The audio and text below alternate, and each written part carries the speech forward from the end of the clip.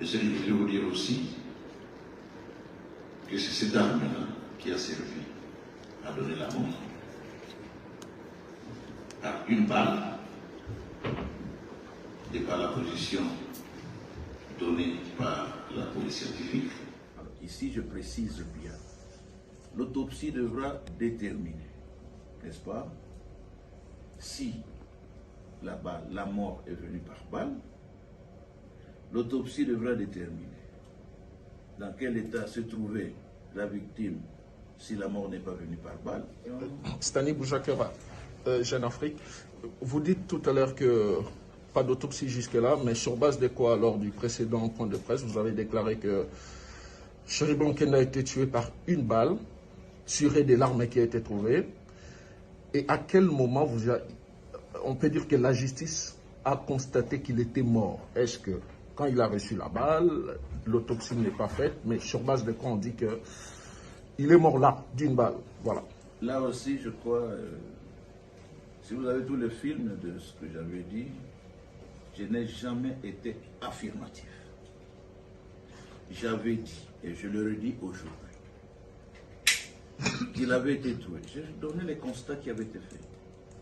Monsieur Cheribert Okende avait été trouvé dans son véhicule, le moteur encore en marche, la climatisation allumée, la ceinture de sécurité en place sur son corps, avec une arme à côté de lui, donc du siège du chauffeur,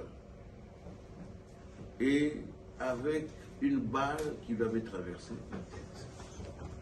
J'ai parlé conditionnel, probablement. Dans ce fait-là, c'est ça. Donc, il y a une arme, il y a une balle, probablement. Alors, ici, je précise bien. L'autopsie devra déterminer, n'est-ce pas, si la mort est venue par balle. L'autopsie devra déterminer dans quel état se trouvait la victime si la mort n'est pas venue par balle. Ce sont autant de questions. L'autopsie est cruciale. Les résultats sont vraiment attendus pour nous donner la certitude de ce que vous affirmez aujourd'hui que je ne crois pas avoir dit. Et je voudrais ajouter ceci. Dans les cadres de parler au conditionnel, n'est-ce pas? Quand vous dites que à quel moment la mort est intervenue, donc vous êtes en train de creuser là où la réponse se trouve déjà. Je dis bien, on trouve une arme à côté de la victime, et la police scientifique, ça je peux vous le dire maintenant, que la balle a été tirée de l'intérieur du véhicule. Est-ce que la cause de la mort vient de la balle tirée sur lui? Dans quel état s'est trouvée la victime si ce n'est pas par balle au moment où cela a été fait? J'ai des résultats un peu plus importants par rapport à ça.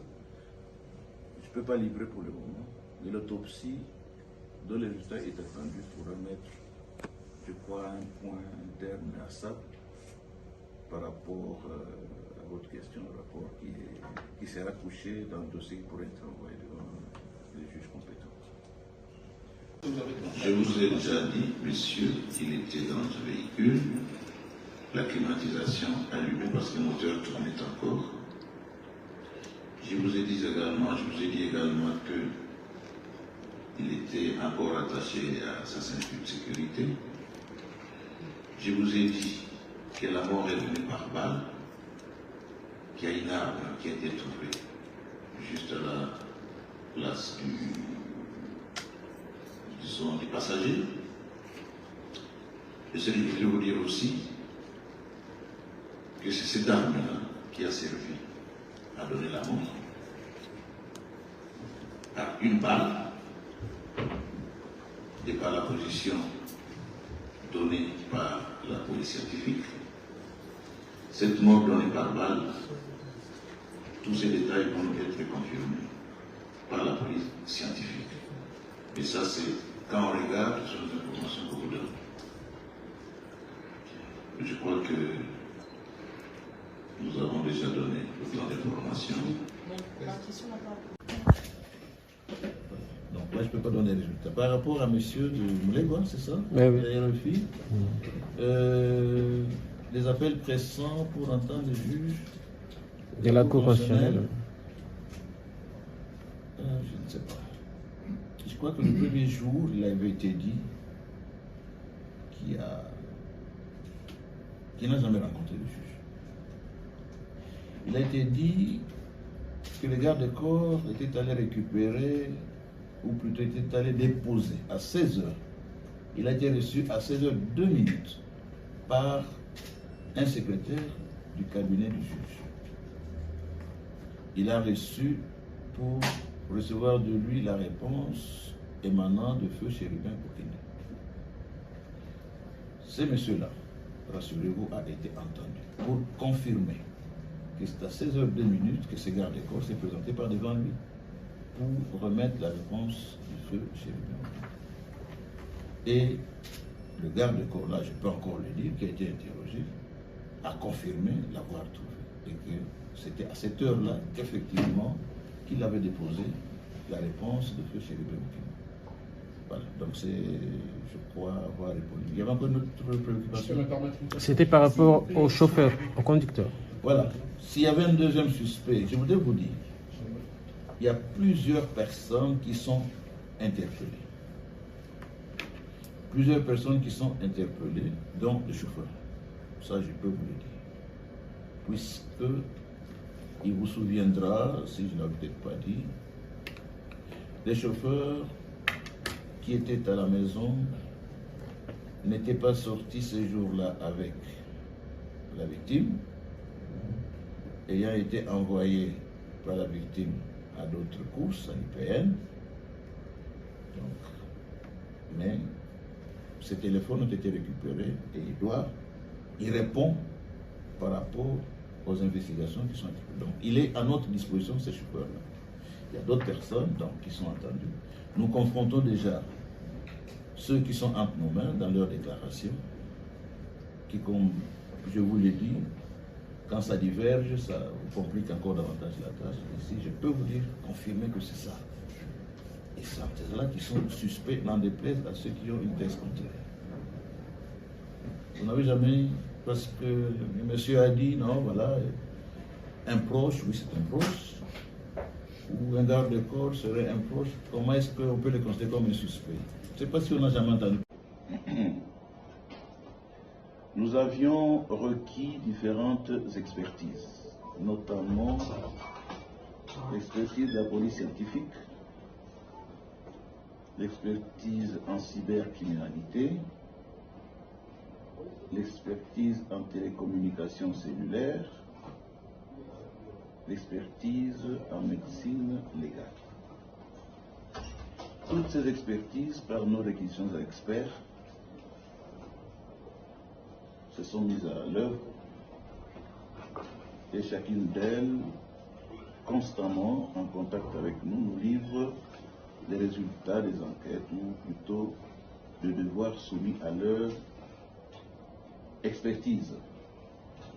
Et les résultats nous parviennent au fur et à mesure que chacun de ces experts évolue dans le devoir pour lesquels ils ont été requis. Et de manière beaucoup plus pragmatique, pratique, la police scientifique nous a confirmé par exemple que la balle qui a été tirée est bel et bien partie de l'arme trouvée à côté du corps. Alors là, ne me faites pas dire ce que je n'ai pas dit. Je dis bien que la balle qui a été tirée sur la victime est bel et bien partie de l'arme qui a été trouvée à côté du corps. Cette arme qui appartient au suspect. Là aussi, je voudrais vous dire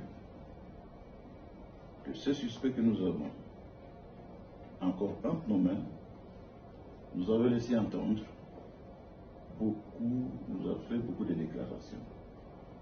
Mais là où, sans que j'aille vraiment au fin fond de choses, là où ça complique un peu la tâche aussi, parce que ces déclarations ne sont pas constantes. Il revient constamment sur ses premières déclarations. Donc il fait des déclarations qui ne semblent pas nous aider à pouvoir nous faire une conviction. Mais c'est cela aussi, la conviction que nous pouvons nous faire lorsque quelqu'un aujourd'hui dit une chose, demain il en dit une autre, et le lendemain autre chose. J'étais surpris moi-même qu'un monsieur soit passé sur les ondes de la radio, d'une certaine radio, nous dire que nous n'avons pas dû considérer ce monsieur-là comme un suspect. Sachez qu'en matière de criminologie, lorsqu'un crime est commis, tout le monde qui est dans les périmètres, en principe,